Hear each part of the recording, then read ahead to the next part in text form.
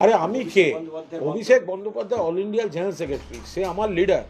অভিষেক বন্দ্যোপাধ্যায় তিনি দলে আমার লিডার।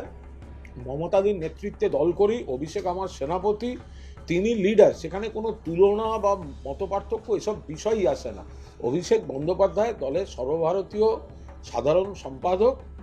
ফলে তিনি যে ওভারঅল গাইডলাইন বা পলিসি যেটা বলেছেন, আমাদের তো সকলের সেটাই পলিসি। শুধু এই শেষ আরজিকর পিরিয়ডটার যে সময়টা, এই সময়টায় বড্ড খারাপ কথা বলেছেন কয়েকজন, যে অমুকের গালে গালে জুতো মারো তালে তালে। একজন বলে বসলেন আমার বাংলায় সন্তানের জন্ম দিতে ইচ্ছা করে না। মানে এই যে কেউ বললেন, আমরা যারা তথ্য প্রমাণ দিয়ে কথা বলছি তাদের বললেন চটি চাটা। মুখ্যমন্ত্রী, সরকার, দল এদেরকে যেভাবে যে কয়েকজন আক্রমণ করেছেন, তৃণমূল নেতা মন্ত্রীরা মন থেকে তাদের ডাকছেন না। এই মিটে গেল। এর সঙ্গে সারা বাংলার, এর সঙ্গে সব শ্রেণীর শিল্পীকে বয়কটের কোনো সম্পর্কই নেই।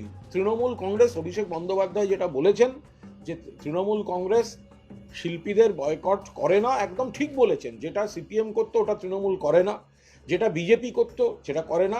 কিন্তু যে শিল্পীরা তৃণমূল কংগ্রেসকেই ঘৃণার চোখে দেখে এবং ওই গালে গালে চড় মারো তালে তালে অমুক তমুক, তো তাদের ক্ষেত্রে তৃণমূল কর্মীরা তাদের আয়োজিত অনুষ্ঠানে ডাকছেন না। মিটে গেল না।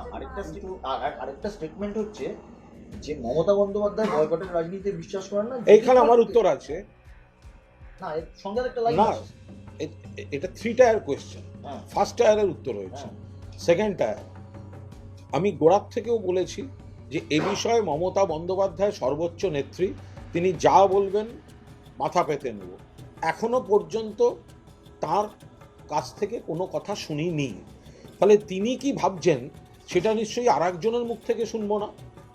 ফলে মমতা বন্দ্যোপাধ্যায় যে উদার, মমতা বন্দ্যোপাধ্যায় যে শিল্পী স্বাধীনতায় বিশ্বাসী, মমতা বন্দ্যোপাধ্যায় যে অন্য রাজনৈতিক বিশ্বাসী হলেও সেই শিল্পীদের সম্মান দেন, এটা তো উনি বারবার প্রমাণ করে দিয়েছেন।